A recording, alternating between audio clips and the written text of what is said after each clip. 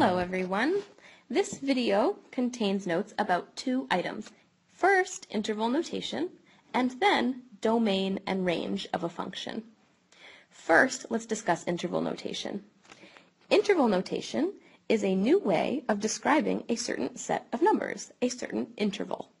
I have three number lines on the screen right now, and I'm going to shade part of the number line for each one. Let's start with this first example. I'm going to shade from 0 to 5. I'm putting an open circle at 0 and a closed circle at 5 to indicate that I am not including 0, but including 5 in the set of numbers that I've shaded. You might remember this from Algebra 1. You could write down this set of numbers using inequality notation. All values that I'm looking for, all shaded values x, are between 0 and 5. X is greater than 0, and at the same time, x is less than 5. But because 5 was a closed circle, it's less than or equal to 5, but only strictly greater than 0. This is known as inequality notation. Interval notation denotes the same interval, but it would look like this. Parentheses, 0, comma, 5, and then a bracket on the other end. The 0 and the 5 are the endpoints of our interval. You might be wondering why one of them has parentheses and one of them has a bracket. The parentheses denotes that 0 is not included in our set of numbers that we're interested in.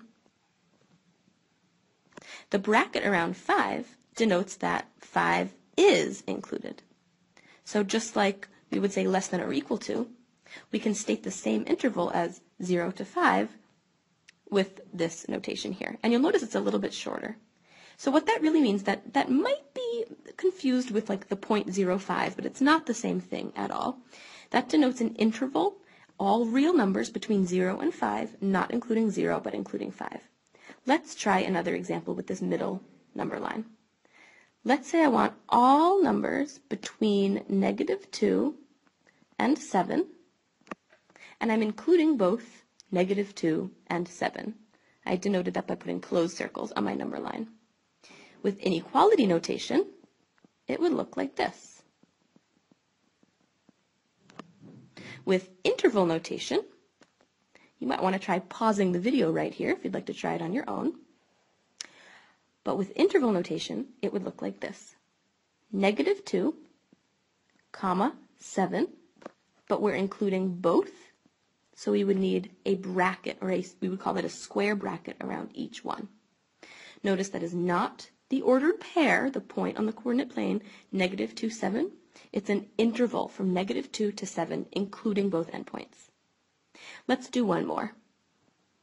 How about if I don't include 10 and I want everything less than 10? Notice I'm shading the arrow in as well. So I would say all real numbers less than, but not including, 10. The way you might see that with inequality notation involves an infinity. Negative infinity is less than x is less than 10. Or, more simply, x is less than 10. That's really all you need there. Think about what that would be with interval notation. Well, negative infinity, comma, 10. Those are our kind of endpoints. I don't like calling negative infinity an endpoint, of course, because you can't ever reach it. It's not a value. It's really more of a theory. But because we can never reach it, we will have parentheses around both of those. We don't include 10 because of the open circle. And of course we don't include negative infinity because we can never actually reach negative infinity. Here's a hint. Negative infinity or infinity will always take parentheses when you're writing them in interval notation because we can never actually include it. It's not an actual number. Let's leave interval notation alone for a second and talk about two vocab words. Hopefully you've heard these vocab words before. The first one is domain, the set of inputs for which the function is defined. The range is the set of outputs of a function. Well, the function is a nice smooth curve. There's infinitely many inputs. I could What if there's 2.5 and 3/7 and also -40? We like to use interval notation to denote domain and range. It's usually the easiest way. We're going to be talking about domain and range for the rest of the year. The first place we're going to see it is on graphs. So for the next couple slides, we're going to see some pictures of graphs, and we're going to find the domain and range. We're not going to let this idea go, though, for the rest of the year. So soon we'll be doing this with equations and possibly other items as well. Let's start with this picture.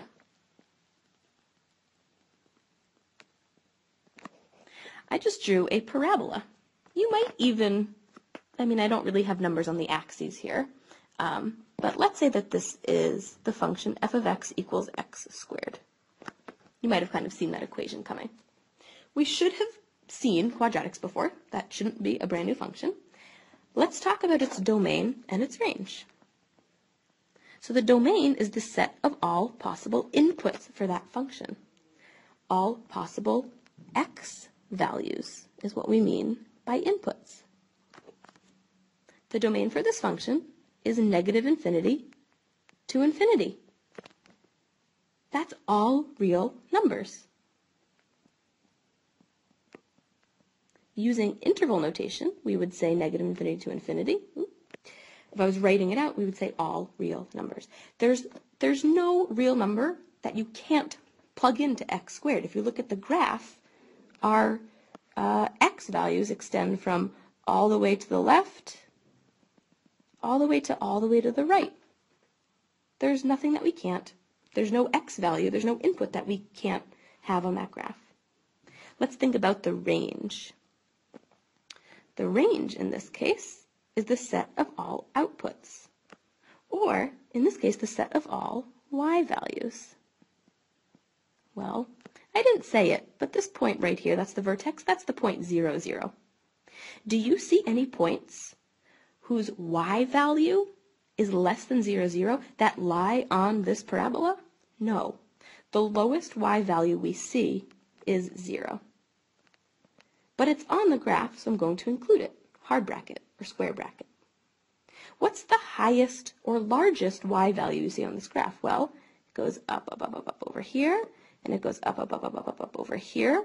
I don't think there's an upper bound, so we would say infinity. And remember, infinity will always take a soft bracket or parentheses. Let's look at another example. Here we have a graph. I'm not going to give you the equation. It just might look like kind of a weird piece of a graph, but it is a function. For each input, there is only one output. Let's think about what the domain is. You might want to pause the video if you want to try this one on your own first. The domain, or all possible x values, I'm looking at all the points on the graph. Which x values do I have?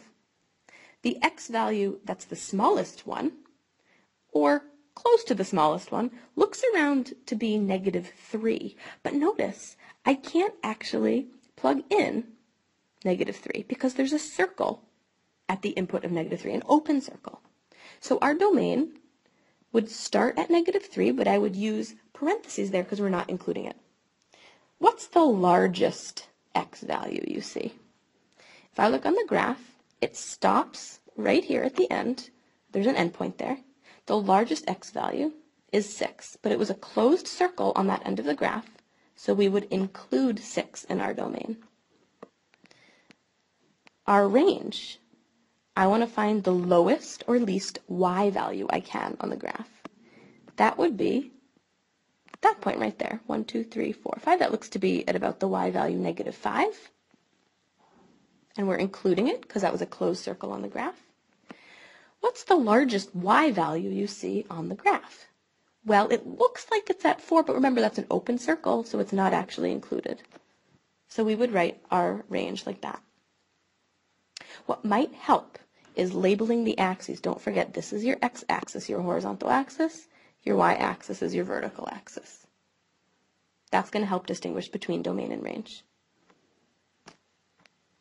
One last example, kind of a crazy graph. It does have an endpoint. There's a closed circle. And in this example, I have not given you tick marks on the axes, but I've labeled the points that you'll need in order to answer this question, finding the domain and range. The first point, all the way to the left, is negative 5, comma 2. And this minimum point right there is the point 1, comma negative 2. This doesn't look like it's to scale, but I just wanted to label the point so you'd have all the necessary information. Domain, abbreviating that D. The lowest x value for a point that is on this graph is negative 5. And it's included. It goes all the way up to infinity. The range of this graph, I want to find the lowest y value, and that's at that minimum that we see. I want its y value for range, so that's negative 2, and it's included because that point is on that graph. What's the largest y value you see? Well, don't forget, the behavior on this part of the graph is it's going up and up and up and up and up. So I don't think there is a maximum. So I would say infinity there. Something that might help if you're getting confused about domain and range. When I think about domain, I think left to right. How far left does the graph go, and how far right does the graph go? When I think range, I think down to up. How far down does the graph go versus how far up does the graph go? Hopefully with these clues and our new notation, interval notation, you'll be off and running with finding domain and range of graphs. Good luck!